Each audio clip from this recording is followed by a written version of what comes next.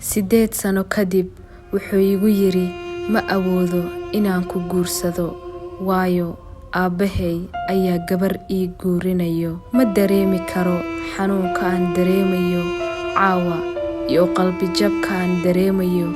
Qof waliba wuxuu ii ahaa iftiinka kaliya ee aan dunida ka haysto.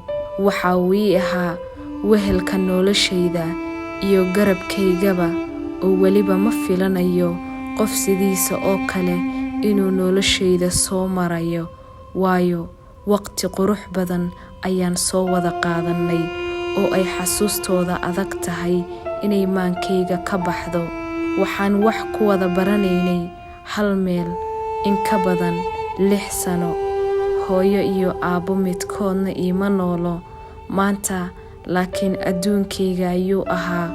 Wallaahi mana filanaynin in xiriiran intaasii soo waday uu ku dhammaado meel cidlo ah. Si waliba oo aan u wada hadalnay inanka aan wada soconnay, wuxuu si cad iigu sheegay inaanan helaynin oo aan iska danaysto uuna guursanayo gabadha uu aabihiis la doonayo. Waxaan ku iri, aabe ma u sheegtay inaad xiriir leedahay?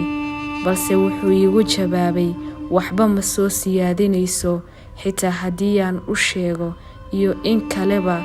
Waxaanba ka shakiyay inuu xitaa gabadha asaga uu keensaday intaasi oo sanana uu aniga i qiyaamayay. Ma awoodo inaan sii wado sheekada oo waliba taariikhda dhammaystiran ee qisadeena idinkaaga warramo, waayo ilinta ayaa iga daadanaysa. Taasi awgeedna waxaan u baahanahay talo, maadaama kani uu yahay barnaamijka Talo Wadaag. Waxaan idinka codsanayaa inaad ila talisaan.